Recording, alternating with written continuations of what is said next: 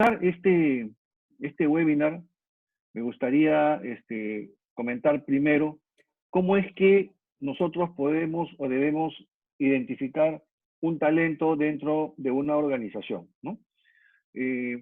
Hay diferentes variables o factores que yo debo tomar en cuenta para poder identificar el talento. Me voy a apoyar en una herramienta muy conocida, que es el mapa de talento. Y acá quisiera empezar a desmitificar un poco estos temas de gestión de talento, ¿no? Al mapa de talento le han estado mal llamando como un equivalente o como un sinónimo el Nine Box, ¿no? Que es una matriz de 3x3. Entonces, a veces uno escucha en las empresas, y lo escucho también en la Universidad del Pacífico cuando estoy dictando clase con los alumnos, que hablan del Nine Box como si fuera el equivalente al mapa de talento, ¿no? Lo que sucede es que un mapa de talento es una construcción gráfica, es una matriz de dos variables o más independientes, ¿no? ¿Para qué? Para poder yo mostrar gráficamente cómo es que puedo comparar el talento de unas personas respecto a otras dentro de una misma organización. El Nine Box, que es la matriz 3x3, fue la forma en la que lo mostraba como herramienta General Electric. Y una compañía tan grande y tan prestigiosa como General Electric, obviamente difundió a través de una consultora que se llama McKinsey el Nine Box, y la difusión fue obviamente tan importante que de ahí, de alguna manera, al mapa de talento le llaman Nine Box, ¿no? Esto es como cuando a la navaja de afeitar las personas le decían Gillette, ¿no? Y el Gillette era la marca de una de las tantas navajas que habían para afeitar. Pero claro, se posicionó tanto el nombre de eso que finalmente las personas entendían que cuando hablaban de Gillette estaban hablando de la navaja a afeitar, ¿no? Entonces, el Nine Box es una de las muchas variables que puede tener un mapa de talento, ¿no? Un mapa de talento puede ser 3x3, como es el Nine Box, puede ser 4x4, 2x2, 4x3, 2x4, en fin, lo que a ustedes les parezca. Es una representación gráfica de variables independientes, ¿no? Es algo que hay que tener en cuenta. Bien, entonces haciendo esa distinción vamos a hablar de 4 variables, ¿no? La evaluación de desempeño por resultados, la evaluación de desempeño por competencias, la evaluación del conocimiento técnico y la evaluación del potencial. ¿Ok? En la evaluación de desempeño por resultados es una medición del cumplimiento de los objetivos que las personas están teniendo en una organización. Y es una medición que yo puedo comprobar históricamente, ¿no? Entonces es una mirada al pasado, a ver cómo es que las personas están cumpliendo sus metas y sus objetivos, y dependiendo del cumplimiento que tengan de esas metas y objetivos, yo puedo decir que las personas en su evaluación de desempeño por resultados pueden estar en un nivel alto, medio o bajo, ¿no? La otra variable que es importante medir es la evaluación de desempeño por competencias, ¿no? A los resultados se le conoce como los qué, y a las competencias se les conoce como los cómo, ¿no? Entonces ahí tenemos los qué y los cómo. Los cómo es la forma en que se deberían lograr los resultados. O sea, los resultados son importantes de conseguirlos, pero tan importante como conseguir un resultado, es importante la forma como se consigue el resultado. Y entonces para yo tener la seguridad, tener la certeza en una organización de la forma como se consiguen los resultados, entonces yo implemento un sistema que se llama evaluación de desempeño por competencias, ¿no? Entonces, la evaluación de desempeño por competencias es una medición, al igual que la medición del desempeño por resultados, solo que esta vez lo que yo mido son comportamientos, ¿no? Y bien, la tercera variable, en la parte de evaluación de desempeño, podría ser la evaluación del conocimiento técnico, ¿no? En la evaluación del conocimiento técnico, yo tengo que identificar cuáles son esos conocimientos que son clave, que son importantes para el negocio, porque están vinculados a sus procesos core. ¿Ok? Y la cuarta variable es la evaluación del potencial. Si nosotros miramos esta matriz, vamos a encontrar una diferencia que es importante. Tanto la evaluación de desempeño por resultados y la evaluación de desempeño por competencias, como la evaluación del conocimiento técnico, es una medición sobre la base de información histórica. Es información histórica que yo reviso y que me permite a mí medir comparándola contra un estándar. ¿Ok?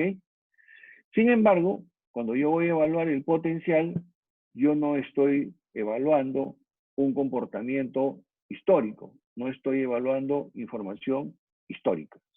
Estoy haciendo en realidad un pronóstico, ¿no? Utilizo pruebas psicométricas para medir las capacidades de las personas que probablemente en el futuro las puedan aplicar, ¿no? Entonces, como estamos hablando de que es una probabilidad, tenemos que hablar entonces de que esto es un pronóstico, ¿no? Cuando yo evalúo, por ejemplo, la inteligencia emocional de una persona y aplico una herramienta como el ICE de Barón, y esa persona en una escala del 1 al 9 me sale que su nivel de inteligencia emocional es un 8, es decir, la persona posee un nivel de inteligencia emocional muy alto, eso no significa que la persona lo esté usando. Eso es lo que significa que la persona probablemente en el futuro la vaya a usar. ¿Dónde es que nosotros vemos si esta persona está usando o no su capacidad? En la evaluación de desempeño por resultados, en la evaluación de desempeño por competencias, ¿no? Entonces, cuando hacemos la medición de todo lo que es la información histórica. Bien, entonces, cuando yo tengo este tipo de información, ¿no? Tanto la histórica, que es una mirada al pasado, como la evaluación del potencial, que es una mirada al futuro, entonces yo puedo construir un mapa de talento. ¿Ok? También es importante mencionar que cuando yo hablo de mapas de talento, y estoy haciendo referencia a las variables que ustedes ven en la pantalla, no necesariamente estas variables definen a este mapa de talento como tal, ¿no? Porque yo podría tener, por ejemplo, una variable que es evaluación de resultado de ventas, ¿no? En el eje de las Y en el eje de las X yo podría tener evaluación del compromiso. Entonces tengo un mapa con dos variables independientes. Por un lado, ventas y por otro lado, compromiso. Pues bien, eso también es un mapa de talento, ¿no? Siempre que yo esté midiendo características de las personas dentro de un contexto organizacional y lo esté haciendo utilizando dos variables independientes, esa herramienta se llama mapa de talento, ¿no? ¿Y esto de dónde viene? Esto viene del campo de la psicología diferencial, que no es una escuela de la psicología, es una disciplina de la psicología que trata sobre la medición del individuo, ¿no? El individuo interactuando con el contexto. Cuando mido al individuo solo de manera aislada, estoy evaluando el potencial. Cuando mido al individuo interactuando con el contexto, estoy evaluando resultados, competencias o estoy evaluando conocimiento técnico, ¿no? Y cuando quiero que el contexto esté incorporado dentro de mi mapa de talento, debo tener mucho cuidado que las personas que forman parte de este mapa, cuando uso esta herramienta, deben ser personas que estén expuestas a la misma complejidad de contexto. Dicho de otra manera más sencilla, que en el mapa que aparezcan todos sean analistas, o todos sean jefes, o todos sean gerentes, ¿no? A veces yo encuentro en las empresas donde hago consultoría el error de ver en un mapa de talento personas que tienen cargos que son muy diferenciados, ¿no? Encuentro gerentes, subgerentes, jefes y analistas, todos metidos en un mismo mapa. Definitivamente que esa no es la forma de construir la herramienta, ¿no? Es un mal uso que se hace de este concepto y es un mal uso que obviamente le puede costar a la empresa muchísimo porque pueden llegar a errores garrafales donde podrían perjudicar a personas que son talentosas y podrían estar beneficiando a personas que no lo son, ¿no? Entonces, es muy importante. Cuando yo entonces tengo en un mapa, ¿no? Personas que están, por ejemplo, en la cuadrilla 1, 2 o 3, estamos hablando de personas que en la evaluación de desempeño por resultados alcanzan calificaciones altas, personas que en la evaluación de desempeño por competencias alcanzan calificaciones altas, En la evaluación de conocimiento técnico alcanzan calificaciones altas y en la evaluación de potencial alcanzan calificaciones altas. En ese caso, cuando ya todas estas personas han sido calificados muy bien en todas estas variables, ahí es cuando yo puedo decir que esa persona es un talento, ¿no? Entonces, esa es la forma como se debe identificar talentos dentro de una empresa. Como siempre, cualquier pregunta la hacen por el chat, Rafael me puede a mí interrumpir. Una cosa que es importante tener en cuenta. Cuando yo implemento un sistema de evaluación de desempeño por resultados, yo debo tener en cuenta cuáles son los drivers más importantes que a mí como empresa, como negocio, me deben generar ingresos. Porque esos drivers más importantes que a mí me deben generar ingresos, o los drivers de costos, son los drivers, son los factores que yo debo tener en cuenta en el momento que estoy diseñando mi sistema de evaluación de desempeño por resultados. Porque lo que yo tengo que medir son los resultados que obviamente impacten en el negocio. ¿Sí? ¿Alguna pregunta? Bien. En la evaluación de desempeño por competencias, cuando voy a implementar un sistema de evaluación de desempeño por competencias, yo necesito, antes de tener la herramienta, un modelo de competencias. Y ese modelo de competencias tiene que ser un modelo que esté alineado con el modelo de negocio de la empresa y con la cultura empresarial. Yo no puedo construir una herramienta de evaluación de desempeño por competencias si es que no tengo antes un diseño de un modelo de competencias. Y en la evaluación de conocimiento técnico, yo necesito primero definir cuáles son los procesos core del negocio, cuáles son esos procesos principales, estratégicos, los procesos clave del negocio, y cuando ya he definido primero los procesos claves del negocio, yo recién en ese momento puedo definir cuáles son los conocimientos asociados a esos procesos. ¿Bien? Pues bien, entonces cuando yo implemento un sistema de evaluación de potencial y aplico herramientas psicométricas, al igual que en los casos anteriores, no puedo utilizar o no debería utilizar una herramienta directamente si es que antes no he hecho un análisis, ¿no?, de cuáles son esos aspectos que yo debería medir en mi evaluación de potencial. Entonces, al igual que en la evaluación de desempeño por resultados, yo necesito previamente los drivers de ingresos y costos antes de diseñar la herramienta. Al igual que en la evaluación de desempeño por competencias, donde yo necesito el modelo de competencias antes de diseñar la herramienta, al igual que en la evaluación de conocimiento técnico, donde yo necesito primero definir los procesos antes de definir los conocimientos, en la evaluación de potencial, yo necesito primero definir cuáles son las dimensiones de potencial para mi negocio antes de aplicar una determinada herramienta, ¿no? Entonces, hay un trabajo previo que hacer. Y acá les presento un modelo. Este es un modelo, ¿no?, que yo he desarrollado. Pueden haber otros modelos, lo estoy poniendo como ejemplo. Este es un modelo que, por ejemplo, tiene 4 dimensiones, ¿no? Una dimensión es potencial de liderazgo, otra es capacidad intelectual, otra es capacidad emocional y otra es potencial natural, ¿no? ¿Qué implica este modelo? Este modelo implica que yo debería aplicar por lo menos alguna herramienta que mida características o rasgos, ¿no?, de personalidad de alguien que lo defina como un líder. O sea, debería tener una herramienta que esté muy relacionada a medir o identificar esos rasgos de personalidad que identifican a una persona que tiene esas características de líder, ¿no? Cuando hablo de capacidad intelectual, estoy hablando de lo que es capacidad cognitiva, ¿no? Es una medición de recursos intelectuales. Entonces, ahí yo debería aplicar, por lo menos, una herramienta que me pueda a mí medir cuál es esa capacidad de procesamiento de información que debe tener una persona. ¿Por qué razón?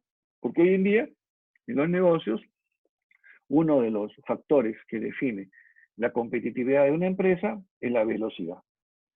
Y para yo tener velocidad en un negocio, necesito personas que procesen información con velocidad, ¿no? La tercera dimensión es capacidad emocional. Yo necesito personas que tengan un desarrollo y una capacidad emocional en tal nivel que me permita que las personas puedan soportar estrés, puedan soportar crisis, ¿no? Puedan manejarse con normalidad en situaciones de muy alta presión de trabajo, que hoy en día eso es muy, muy común. En fin, necesito una persona que tenga la capacidad de engancharse emocionalmente con su equipo, ¿no?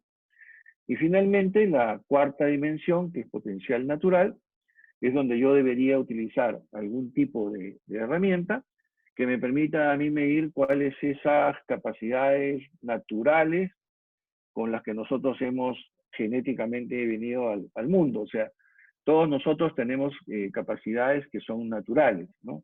Para relacionarnos socialmente, para hacer trabajos de innovación, para hacer trabajos que impliquen control, seguimiento, detalle, análisis, en fin, todos nosotros tenemos como un potencial natural. En la medida que yo identifique a una persona con un potencial natural y este potencial natural está relacionado al ámbito de las tareas que realiza, la persona lo va a hacer con mucha fluidez. En la medida que yo tenga a alguien cuyo potencial natural no esté relacionado, no esté alineado con el tipo de actividad intensa que realiza, la persona no es que no lo pueda realizar, sino que en el proceso va a sufrir mucho desgaste.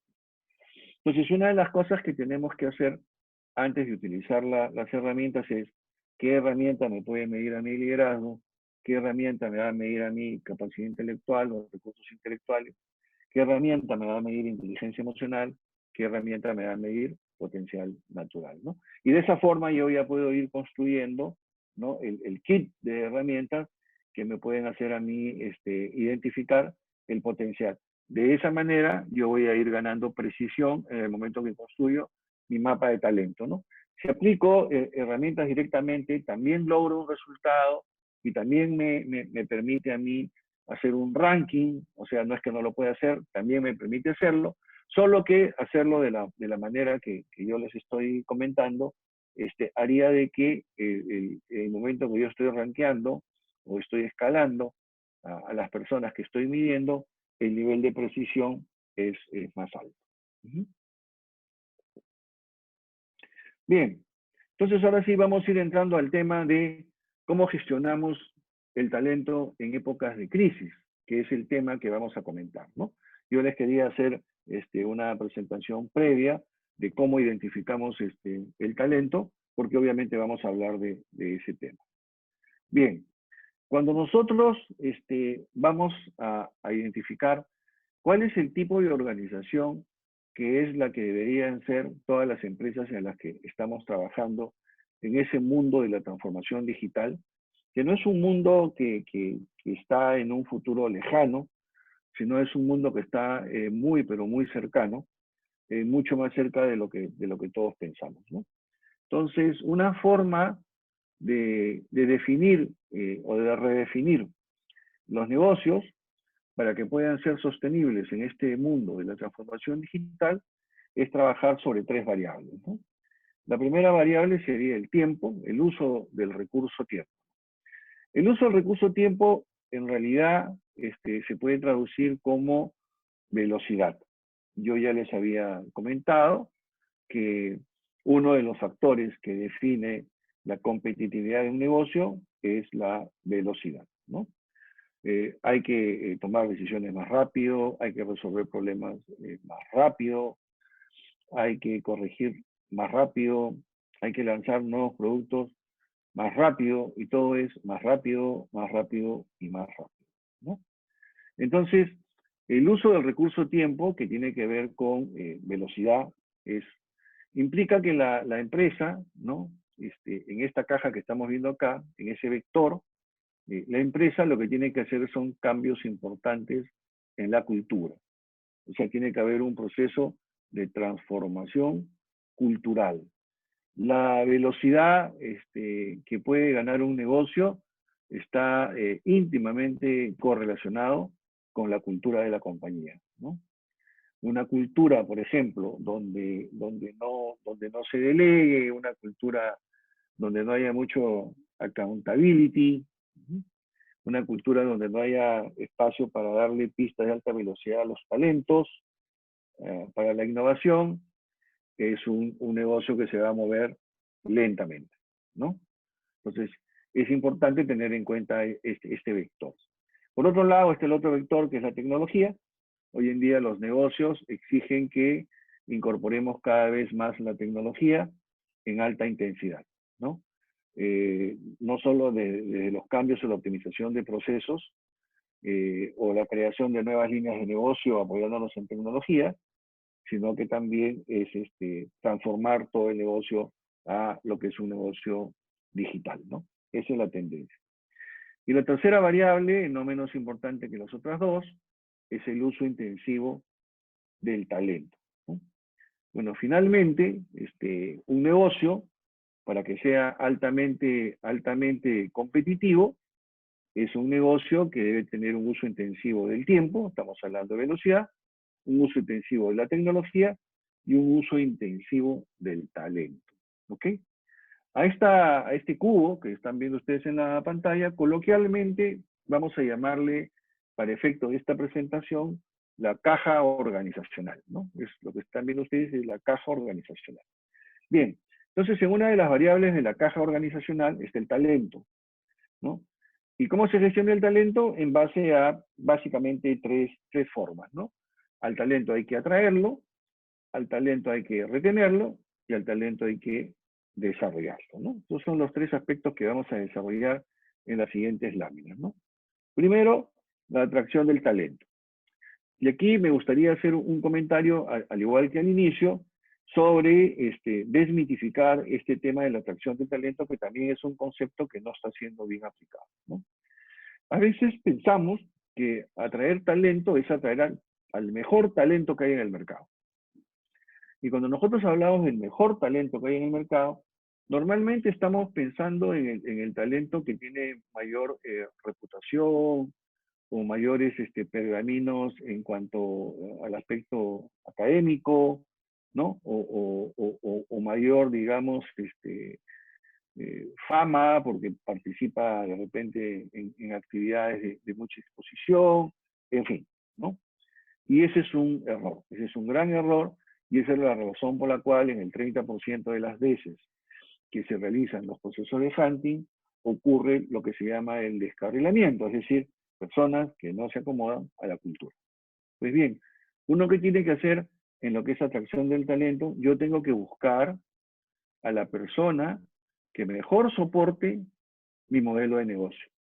Miren esa gran diferencia entre traer el mejor talento que hay en el mercado versus traer al talento que mejor soporta mi modelo de negocio. Entonces, cuando yo traigo al talento que mejor soporta mi modelo de negocio, es el talento que obviamente para mi negocio es útil, es el talento que necesita mi modelo de negocio, mi empresa, es el talento que nosotros necesitamos para generar los resultados y cumplir las metas esperadas, ¿no? No es el mejor talento que hay en el mercado, sino el talento que yo necesito, que necesita mi negocio.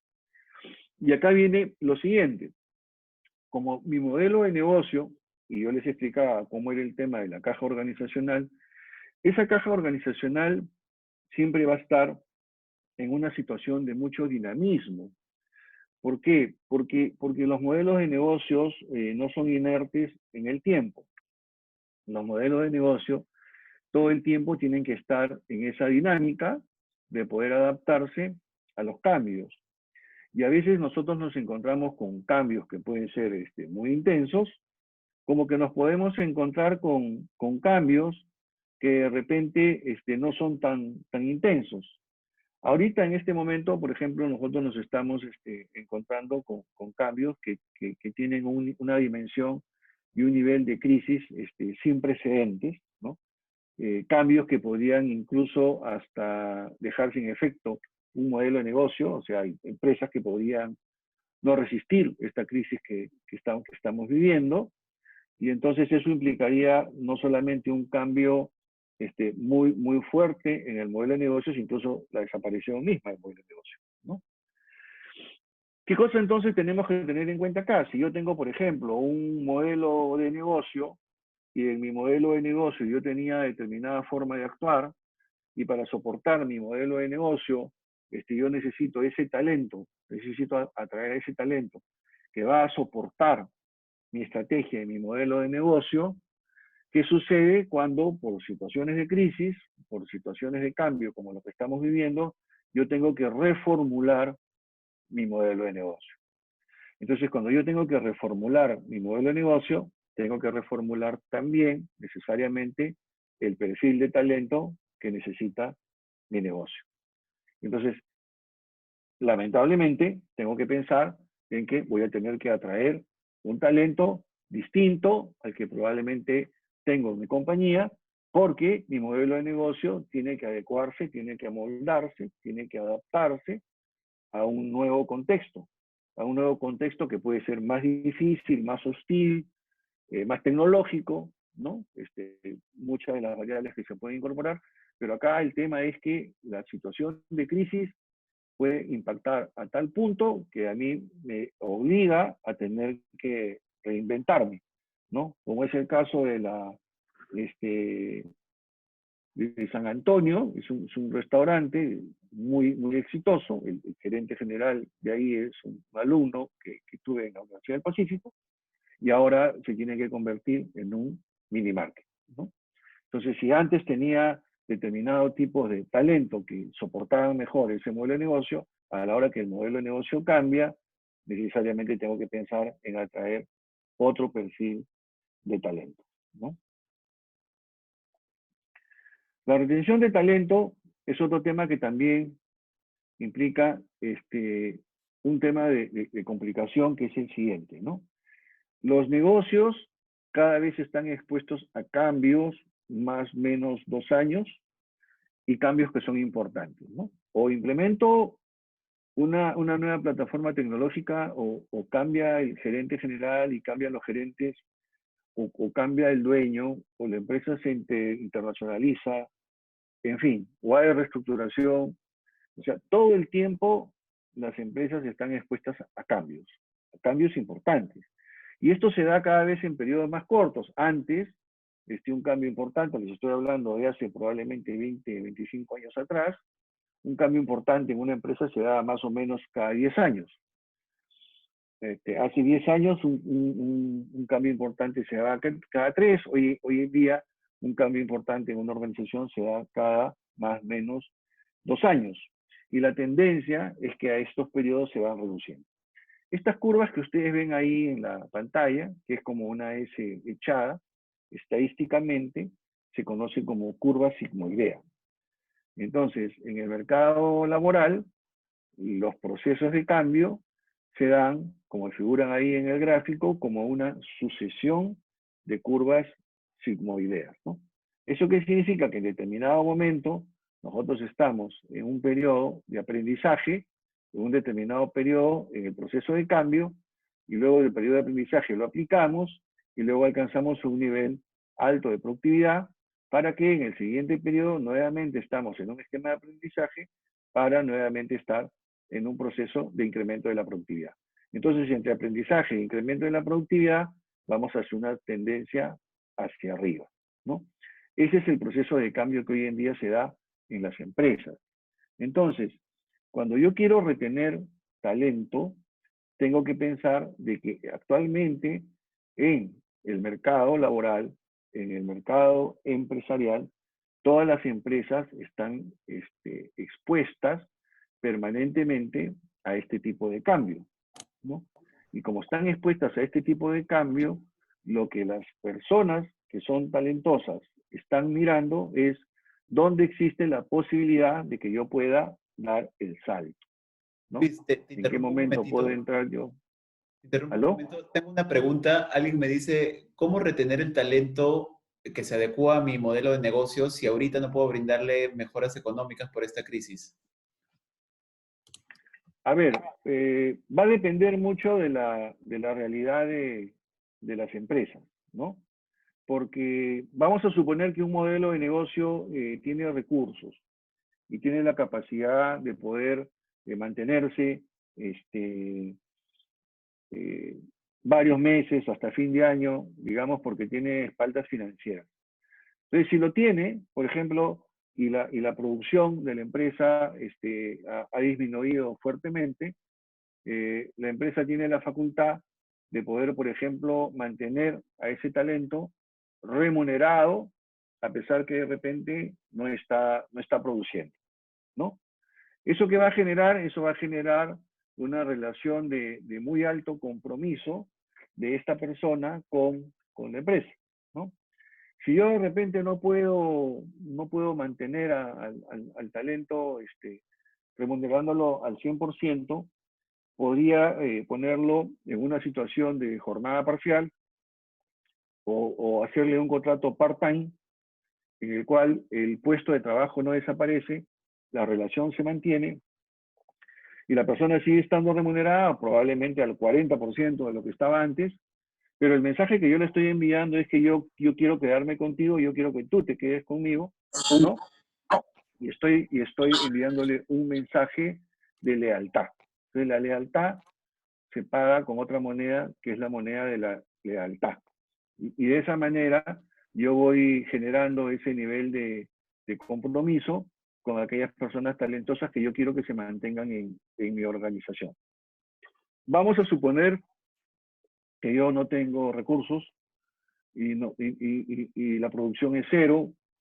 Entonces, claro, lo que puedo hacer es entrar en una suspensión perfecta de labores, donde no hay producción, no hay remuneración, no hay trabajo, pero puede haber el compromiso de palabra de que apenas esta situación se pueda revertir o pueda tener algún espacio de mejora, esa persona que para mí es talentosa y para mí es importante, va a ser la primera en reincorporarse al negocio, ¿no? O sea, al final son mensajes, ¿no?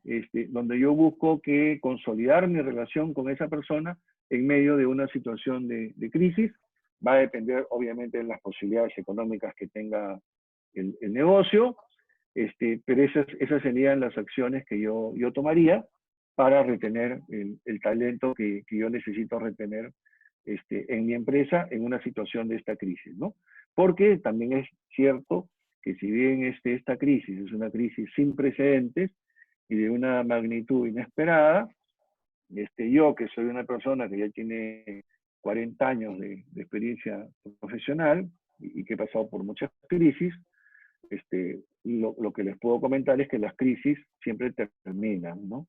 O sea, las crisis siempre empiezan y siempre terminan. No hay ninguna crisis que se haya quedado. Y después hay un efecto de rebote.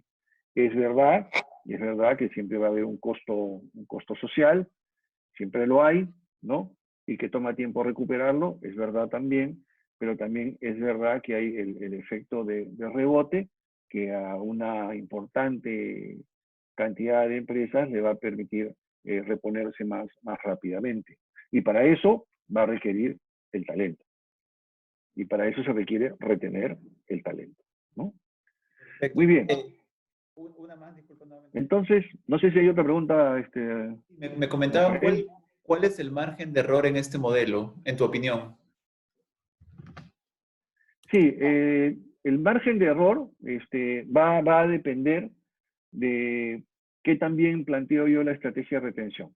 Las mejores estrategias de retención del talento no pasan por el lado monetario, no pasan por el lado económico.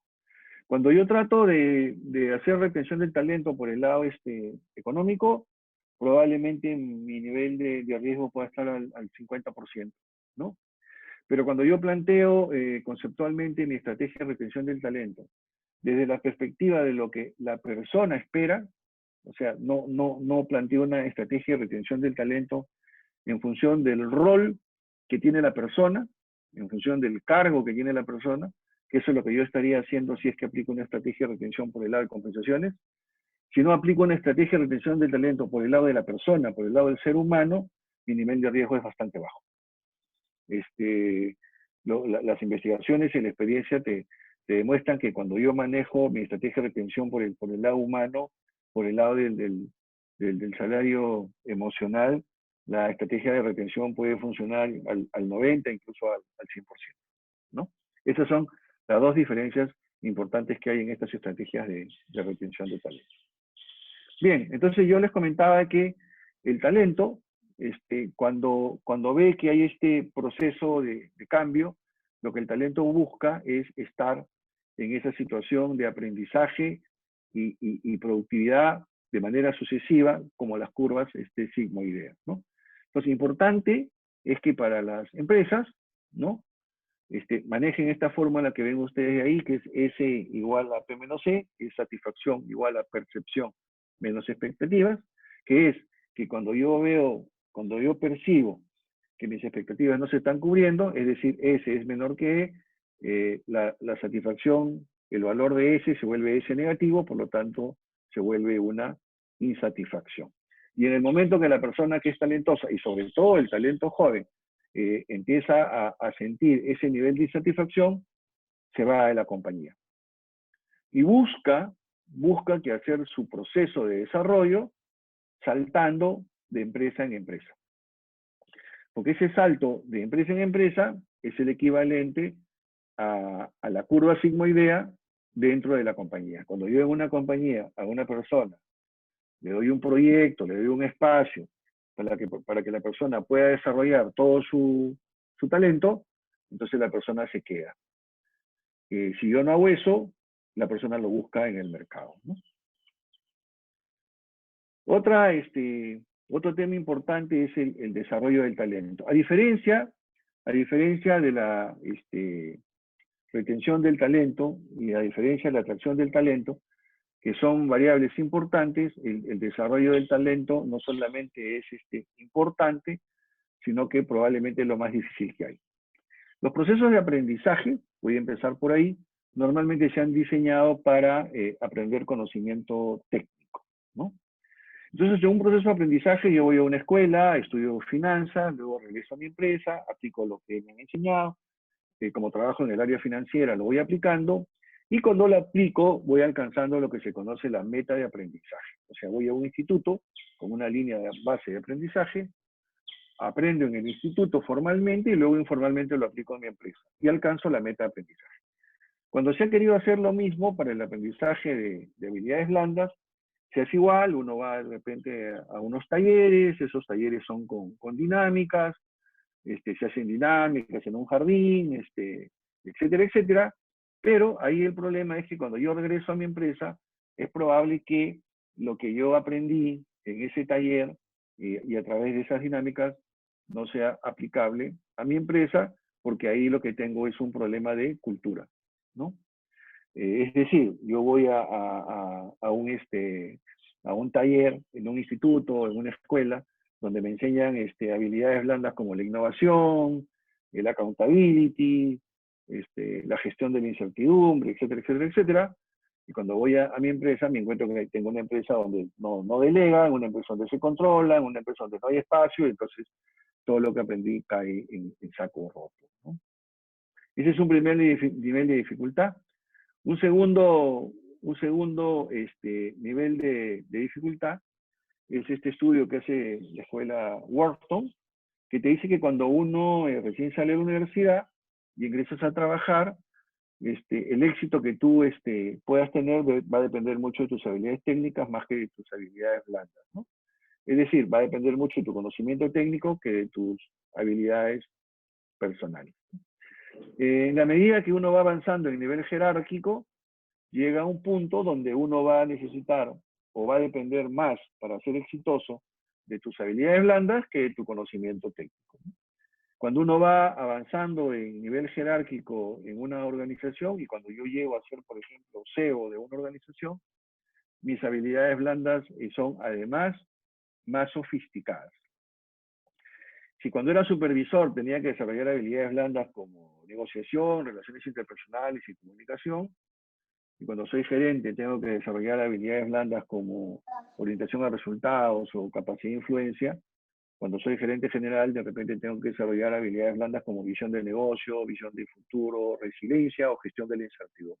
Es decir, cada vez que yo voy avanzando en un nivel jerárquico, tengo que desarrollar habilidades blandas que son más sofisticadas y estas habilidades blandas además tienen más peso.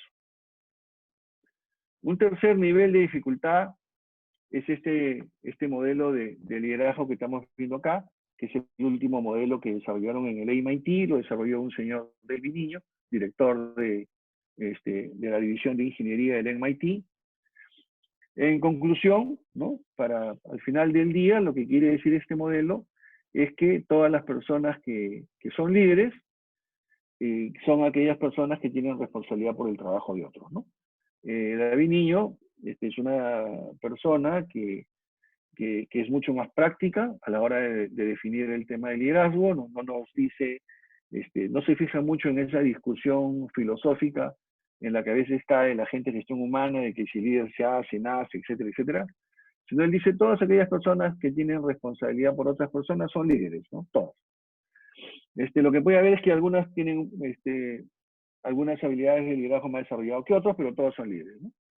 Y en este modelo él dice, las personas tienen en algún momento que ser líderes innovadores, cuestionar lo establecido, buscar que hacer cambio, innovar, romper lo establecido, y en otro momento tienen que hacer un rol de manager eficiente. Es decir, tienes que controlar, tienes que mirar los costos, tienes que mirar el proceso, tienes que controlar las tareas, ¿no? Y las personas que son líderes, entonces tienen que todo el tiempo estar rebotando en estos dos roles. Es muy situacional. Va a depender mucho de la situación, mucho del contexto, va a depender mucho de la cultura, va a depender del modelo de negocio, va a depender de las características de la persona que uno lidera. Va a depender de un conjunto de variables que me hacen que yo todo el tiempo tenga que rebotar entre estos dos roles. Entonces, hasta este momento estamos viendo este tercer nivel de dificultad y creo que estamos comprobando cómo, si bien es cierto, la atracción del talento y la retención del talento son temas importantes, desarrollar el talento es lo más complejo y lo más difícil que hay, ¿no? Y acá quería comentarles un modelo que yo he desarrollado, ¿no? Acá hablo yo de las 2 etapas de la vida de un profesional. Hablo de una primera etapa que va de los 25 años a los 55 y otra etapa que va de los 55 a los 85, 30 y 30 años, ¿no? En una primera etapa, nosotros formamos parte de lo que yo coloquialmente llamo la caja organizacional. Somos parte de la caja organizacional y estamos en esa etapa que es la etapa del mercado de la oferta de puestos de trabajo. Es decir, yo tengo una formación profesional, tengo un perfil, comparo mi perfil contra la vacante que ofrecen en el mercado, postulo, ingreso, y cuando me quiero mover de un trabajo a otro, vuelvo a hacer lo mismo, ¿no?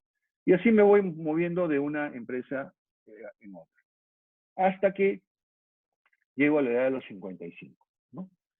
Entonces, si bien es cierto, hay una edad de jubilación legal que es los 65, en el mercado hay una edad real de jubilación que es los 55. ¿Eso qué significa? Que hay empresas que incluso formalmente tienen programas de retiro voluntario cuando la persona cumple 55. ¿Y eso por qué? Porque la gestión de talento lo que nos dice es que tiene que haber rotación. O sea, tiene que haber personas que salen, tiene que haber personas que ingresan, tiene que haber flujo. Si en una organización no hay flujo, no puede haber un sistema de gestión de talento. Entonces, cuando yo cruzo la barrera de los 55, obviamente ya me resulta muy difícil conseguir un trabajo y ser parte de la caja organizacional, porque probablemente para esa posición que yo ocupaba, están contratando gente bastante más joven que yo. ¿Qué me queda entonces? Me queda seguir varios caminos, ¿no? Un camino puede ser ¿no? Es decir, todo lo que yo he ahorrado, lo junto, me jubilo y trato de gastarlo de a poco, hacerlo de una manera muy, pero muy racional, de tal manera que me dure, ¿cómo se llama?, la mayor parte del tiempo. Y aquí nos encontramos con otra variable, que es la variable de la longevidad, ¿no? Otto Bismarck, en el año 1950 más o menos, cuando era primer ministro en Alemania, establece la edad de jubilación a los 60 años. Y establece la edad de la jubilación a los 60 años porque la esperanza de vida estaba como en 65, ¿no? Pero ahora resulta que Desde esa fecha a ahora, la esperanza de vida se ha incrementado en 20 años. Es decir, hoy en día la gente fácilmente llega a los 85. Y entonces, lo que se había planteado como proceso de jubilación, que era lo que uno tenía en mente, obviamente no alcanza. O sea, trabajar 30 años para mantenerte 30 no es posible, ¿no? Entonces, una forma es esa, otra forma es que yo trate de hacer una serie de portafolio de actividades que me mantenga el mismo ingreso. Otra forma es que yo vaya por un emprendimiento, ¿no?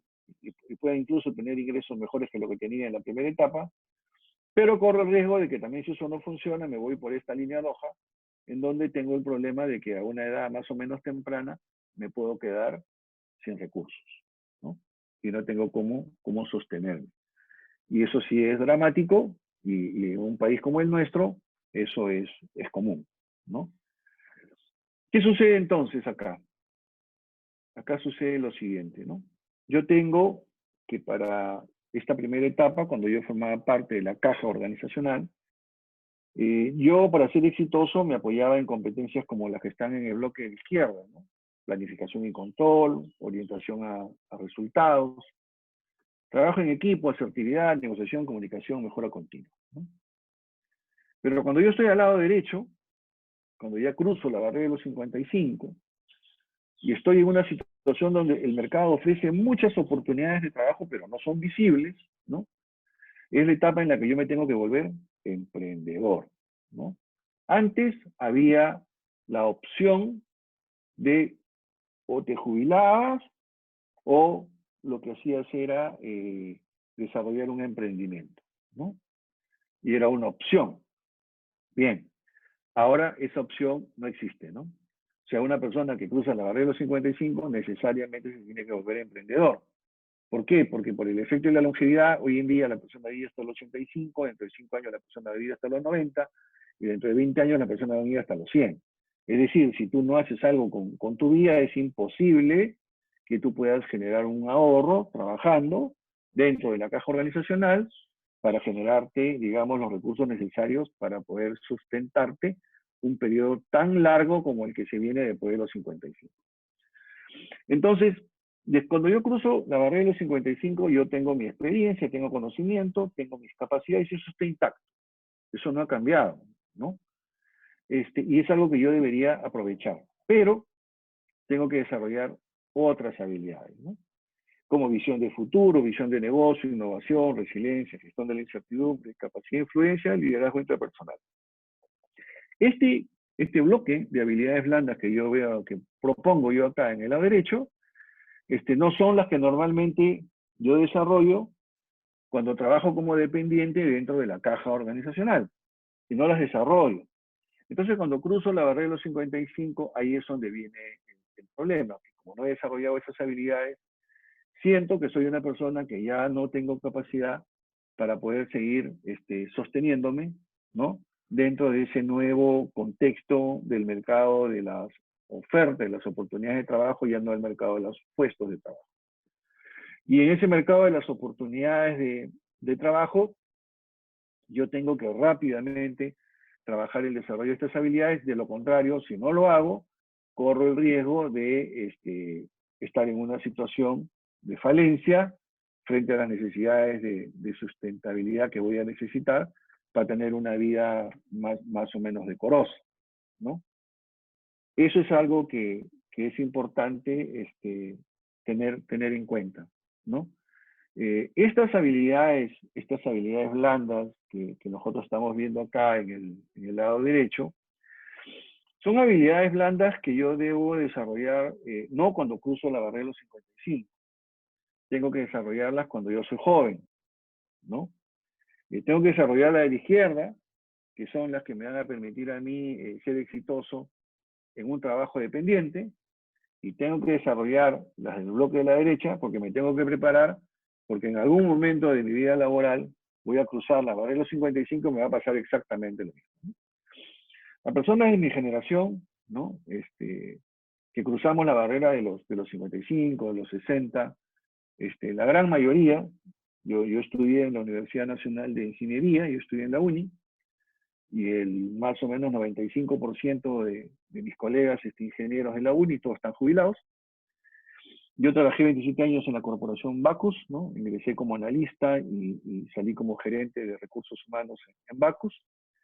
Y éramos más o menos 30 ejecutivos, de los cuales también el 95% están jubilados, ¿no? ¿Y por qué tanta gente está jubilada? Porque eso fue lo que nosotros nos enseñaron. A la gente de mi generación lo que nos enseñaron es que cuando ya nosotros pasábamos los 60 lo que teníamos que hacer era jubilarnos y descansar, ¿no? Claro, lo que nadie nos explicó, que en esta segunda etapa de la vida, tú tenías que descansar 30 años, ¿no? O sea, en ese momento que uno recibía esta información, tú decías descanso 5 años y ahí se terminaba, pues, porque esas eran las estadísticas de la esperanza de vida. Pero nadie te explicó que ibas a cumplir 60 años y que ibas a tener por delante 30 más. Y entonces, y esa es la razón por la cual hoy en día todas aquellas personas que cruzan esta barrera de los 55 tienen que pensar en desarrollar en algún emprendimiento porque no hay manera de poder sostenerse de otra forma. Ahora, hay que entender bien el tema del emprendimiento, ¿no? Y esto tiene que ver mucho con la situación de crisis que actualmente estamos viviendo. Si yo tengo una concepción, digamos, reduccionista de lo que es el emprendimiento, yo pensaría que emprendimiento pues es tener una empresa, pagar una franquicia, poner una oficina, comprar laptops y contratar personal, ¿no? Y ese sería mi enfoque de emprendimiento, ¿no? Y no, ese es un error, ¿no? Eso no es el enfoque de emprendimiento. El enfoque de emprendimiento es yo tengo capacidades que tengo que explotarlas. Cuando yo formaba parte de la caja organizacional, yo era un experto en utilizar los recursos que tenía la caja organizacional. La caja organizacional a mí me daba recursos, yo esos recursos obviamente los usaba de manera óptima y le generaba un resultado a la caja organizacional, ¿no? Y eso es lo que hacen todas las personas que son profesionales, ¿no? Nos dan recursos, los usamos de manera óptima y le generamos valor para el negocio al que pertenecemos. Cuando cruzo la barrera de los 55, entonces yo ya no tengo que hacer un uso del recurso que tenía en la caja organizacional, porque ya no lo tengo. Acá el recurso soy yo soy el recurso. Entonces ahora lo que tengo que hacer es un uso óptimo de ese recurso, que es mi persona. Y eso es el emprendimiento. Para mí el emprendimiento es hacer un uso óptimo del recurso personal que yo tengo. Y para hacer un uso óptimo de mi conocimiento técnico, de mi experiencia, de todo lo que ha sido mi aprendizaje a lo largo de todos estos años, yo necesito herramientas para poder explotar ese recurso que yo tengo y que he venido construyendo a lo largo de mi vida profesional. Ese recurso son las habilidades blandas que yo les estoy mostrando en el lado del bloque de la derecha. Visión de futuro, visión de negocio. Son habilidades que están relacionadas al emprendimiento. Entonces, si yo desarrollo estas habilidades antes, y yo soy consciente que yo soy una persona con una serie de recursos y capacidades que puedo poner al servicio de un nuevo mercado, de un nuevo contexto, y tener la capacidad de poder identificar dónde están esas oportunidades, yo soy una persona que voy a seguir trabajando por muchos años más, porque soy alguien que estoy absolutamente convencido de que el talento no se jubila. Y entonces estaría en capacidad de poder enfrentar esta crisis que se puedan venir adelante y crisis de otra forma. ¿Por qué? Porque he venido desarrollando esas habilidades blandas que me permiten a mí enfrentar la crisis. Yo no desarrollo esas habilidades blandas para poder enfrentar estas situaciones de cambio importante y entonces la crisis me va a golpear y me puede golpear, digamos, con tal nivel de intensidad que me podía dejar fuera de carrera, ¿no? Entonces, bien, este es el mensaje que yo les quería dar. a todos ustedes. No sé si, Rafael, tienes por ahí alguna pregunta o tú quieras hacer alguna pregunta. No, no tengo ninguna otra pregunta. Agradecerte a nombre de la familia Multitest por este webinar que nos has proporcionado. Y bueno, sí, yo creo que todos ahorita estamos pasando por un proceso de cambio forzado, ¿no? O sea, no solo quizá por la edad de los trabajadores o algún emprendimiento futuro, sino que la situación nos ha puesto a ver qué vamos a hacer, cómo nuestras empresas se van a adecuar a esta situación. Y nada, te agradezco muchísimo por lo didáctico de la charla. Ok, muchas gracias, Rafael. Hasta luego, Rodolfo, Milka, y muchas gracias a todos los participantes. Muchas gracias a ti. Gracias a todos también los participantes. Gracias, gracias, Luis. Gracias, Luis. Gracias, de nada, Milka. Chao. Sí, un abrazo para ti, Luis. Excelente. Okay, gracias. Gracias. Chao. Buenas tardes, don Luis. Muchas gracias. De nada, de nada. Tengo una consulta. No sé si la puede hacer o ya finalizó. No, Si coméntame. la tienes, hazla. Ya, perfecto. Ante todo, mucha información brindada. Creo que es muy importante y sí, me hace mucho sentido. Ahora con ese tema de crisis que estamos viviendo todos juntos en cuestiones laborales, ¿en qué medida usted cree que el teletrabajo nos vaya a beneficiar a la larga? Porque posiblemente se vaya a extender el tema de laborar por nuestros hogares. Entonces, el beneficio, ¿cuál cree que sería, o sea, cree que sería más beneficioso continuar la labor por teletrabajo pasado a la época de crisis? ¿O sería mejor para ustedes, según su opinión, volver cada uno a sus puestos de trabajo?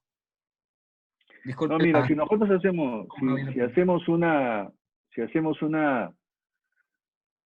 comparación con el desarrollo del teletrabajo en países como Brasil, Argentina, Colombia o Chile, estos países están más avanzados que nosotros. Y si miramos más allá, cómo está el tema del teletrabajo en países desarrollados como Estados Unidos, Europa o el Asia, están bastante más desarrollados. Entonces, es una tendencia, ¿no? A nosotros, esta situación de crisis lo que nos ha permitido es avanzar en meses, lo que probablemente en condiciones normales hubiésemos podido avanzar en años, ¿no? El teletrabajo definitivamente que es una gran ventaja porque no solamente el teletrabajo, cualquier tipo de actividad que nosotros podamos desarrollar apoyándonos en tecnología, definitivamente es un avance. Es estar cada vez más cerca de lo que es el futuro, el mundo de la transformación digital, ¿no?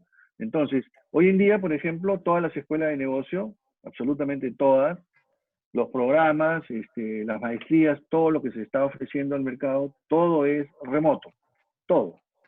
No van a encontrar ustedes alguna escuela, algún diplomado que ofrezca algún programa presencial, todo es remoto.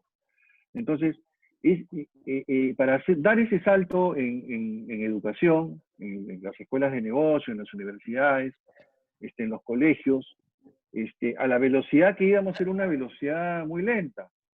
Y con esta situación de crisis, lo que nos ha permitido es dar un salto cualitativo enorme, que obviamente va a ser muy beneficioso, ¿no? Cuando pase toda esta situación de la crisis que estamos viviendo, todo este avance que hemos tenido del uso de tecnología, teletrabajo y todo lo demás, definitivamente que se va a quedar. Y en medio de todo lo malo que estamos viviendo, esto va a ser algo que va a ser bastante bueno para el país, ¿no?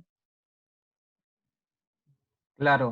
Y en cuestiones de las relaciones, por ejemplo, personales con nuestros compañeros o las relaciones que vivíamos siempre en nuestro ambiente laboral, ¿también podría ser afectado o no? Ya que obviamente si esto se mantiene, pues esa situación también cambiaría, ¿no? O sea, el tema de recursos humanos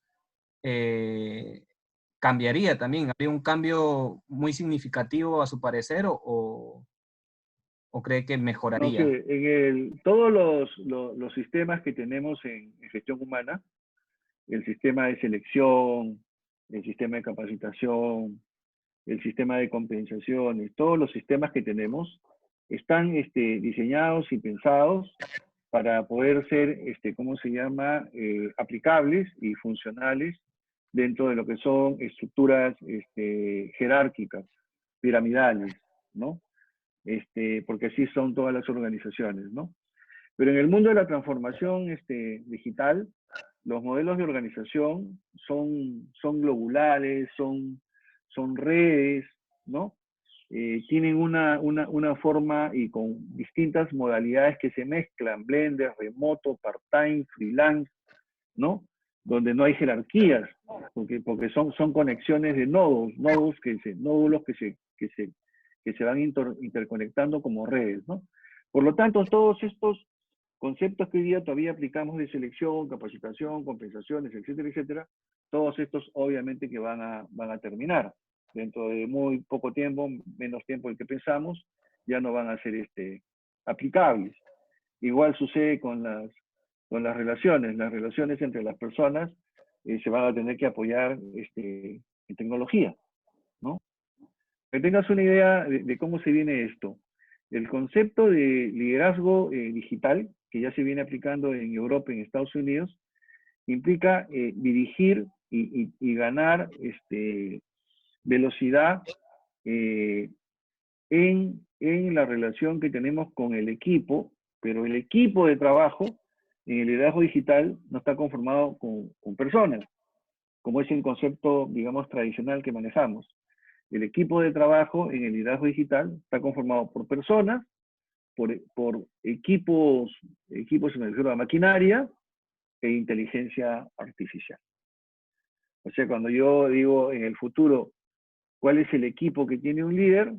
Su equipo son gente, robots y tecnología, ¿no?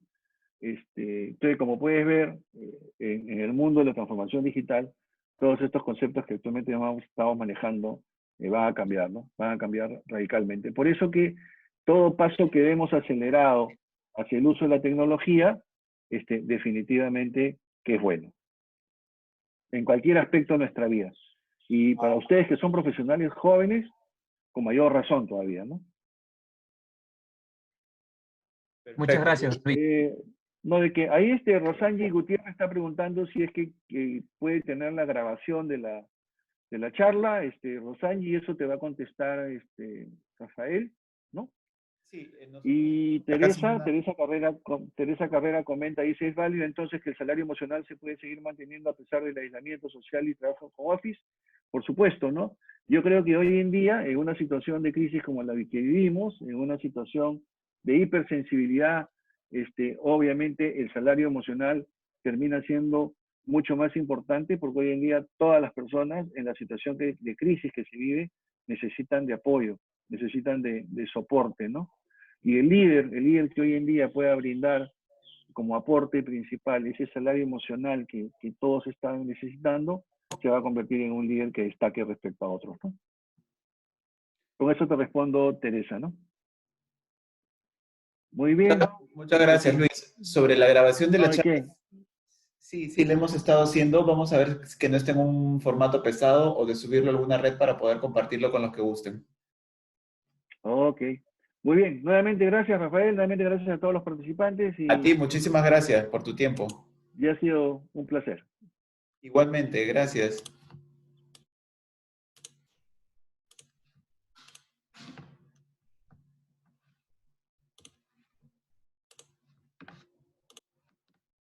Gracias, Rafa, por la presentación.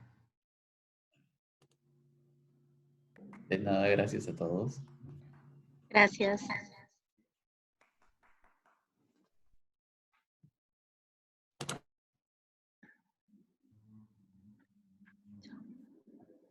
Leave your meeting, leave meeting.